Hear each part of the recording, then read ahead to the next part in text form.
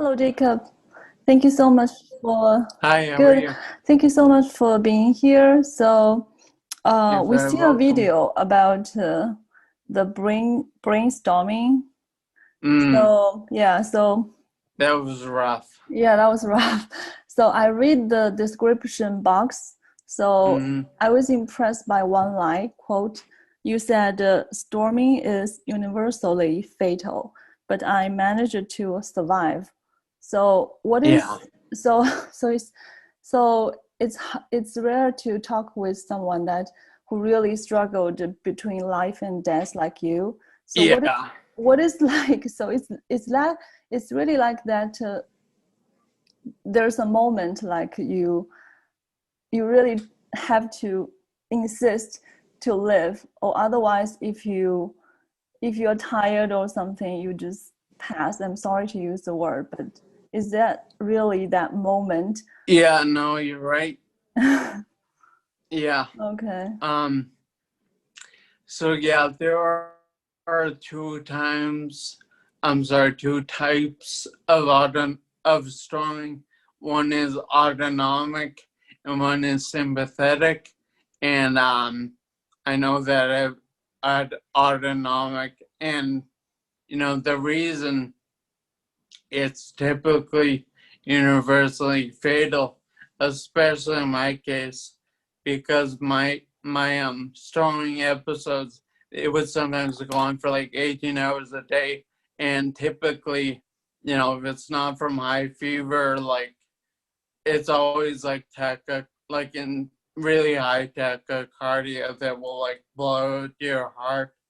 So, the fact that I had this really for 8 to 12 months, um at you know 16 8 to 16 hours a day every day, was they were kind of like, oh my god, like how much can this guy take? And it got to the point, in the video they watched, I was definitely fighting for my life. I mean, I don't know if it shows, I was definitely like at the flat effect. And but I remember that video being taken and just being like, oh, like I'm so tired, I want to give up but I can't give up, I don't want to go out like this. And at times when my BP would spike extremely high, there were times it went up like 180ish. What would happen is I would just pass out, and in that moment my vision would go black, and I'd be like, okay, I'm either dead or I'll wake up in the morning.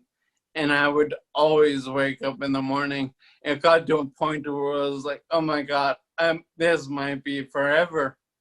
And that was actually a very scary thought I battled with. I was like, I don't want this forever. Like, if this is like as good as it's gonna get, but I'm not gonna die, like, that's terrifying. So storming, was almost, the one other thing that was as bad as storming was inability to communicate, like being fully locked in. That was almost as bad as the pain, and all the pain really came from the storming, because you saw the symptoms, and they're really painful. Very inspiring, All your right. story. Thank you so Yeah, much. Thank you for being here again. One, crazy. Great. one thing I'll add to that Thank you. is Jake, I remember very strongly, and I remember coming home and having conversations with my boyfriend when I got home and being like, how is this guy doing this? His will and his drive and his motivation to fight through the really, really terrible deficits that he was dealt with was absolutely unbelievable to me. I had never seen that level of drive in a patient. And he fought, and like he had said, the inability to communicate, there would be times where he would be dismissed and people wouldn't ask him what he thought or his opinion or what he needed because they didn't think that he could or whatever reason. And Jake would always fight for himself. He would always make it known, I have something to communicate and I'm going to communicate it. And I really think that served you well. And it's really our job as speech therapists to recognize that and scaffold that and support it and in any way, shape, or form. I made it my mission every day.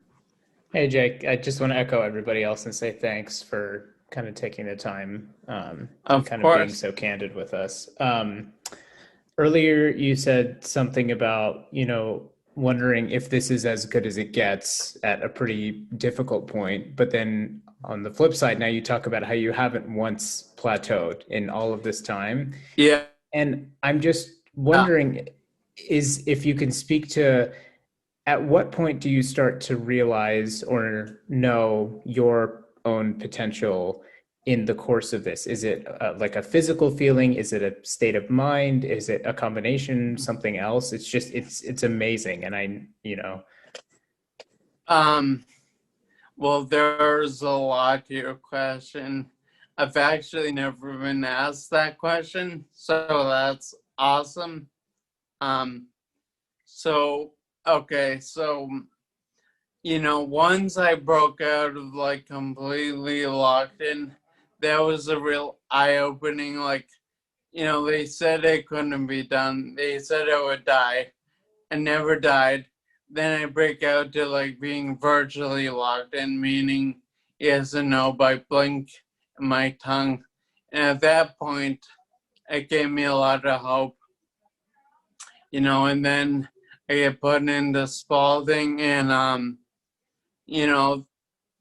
I kind of felt like, well, if I was able to do this, like I should be able to do other things that they say are impossible. So part of like the reason my recovery is so difficult is the hospice being put on comfort measures only.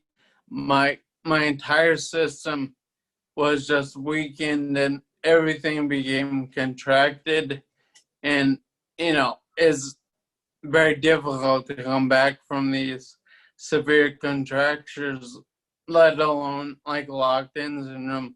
So, during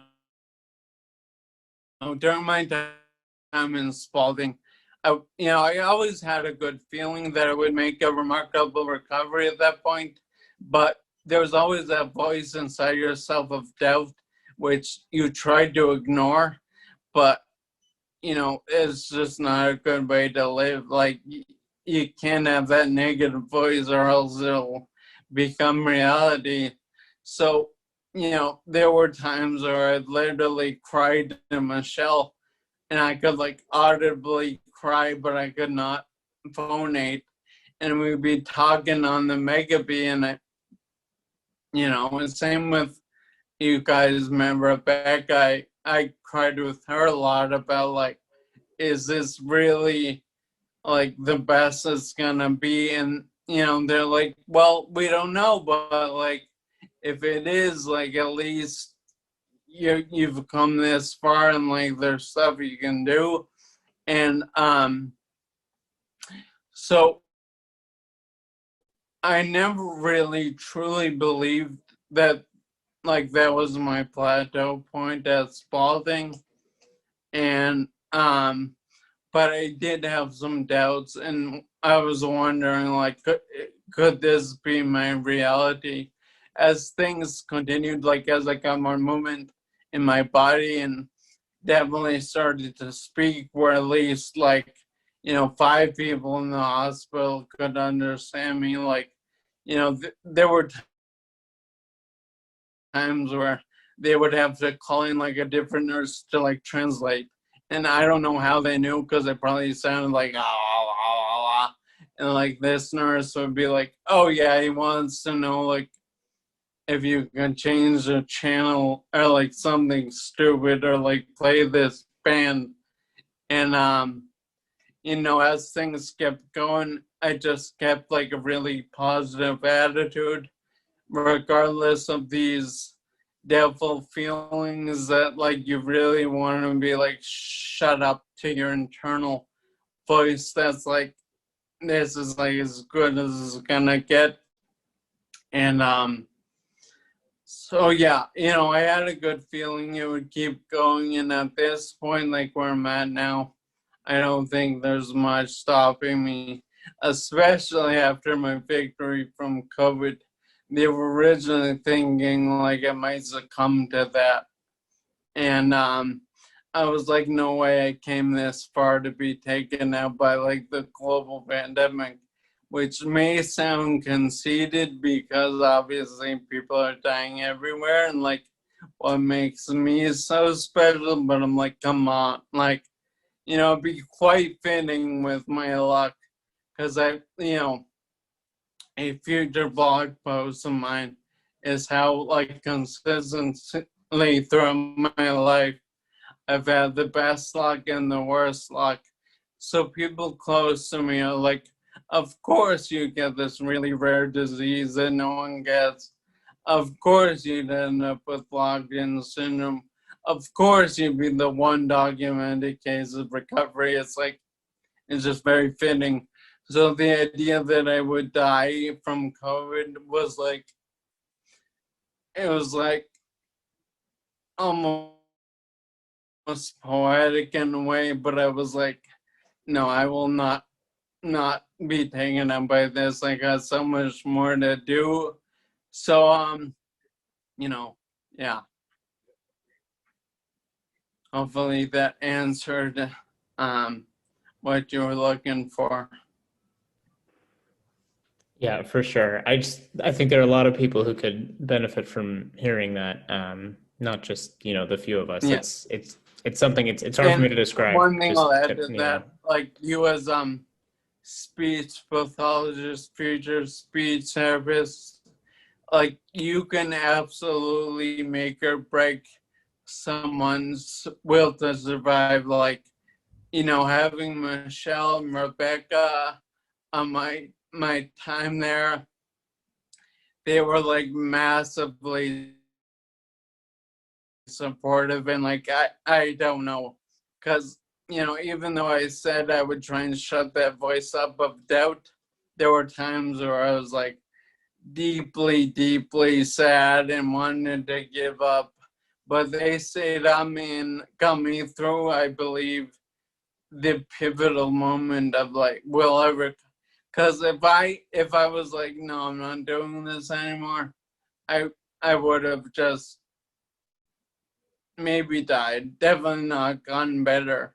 But so you as speech pathologists can motivate and push your patients to perhaps do the impossible, Oh man, I don't know how you get any better than that. I just don't.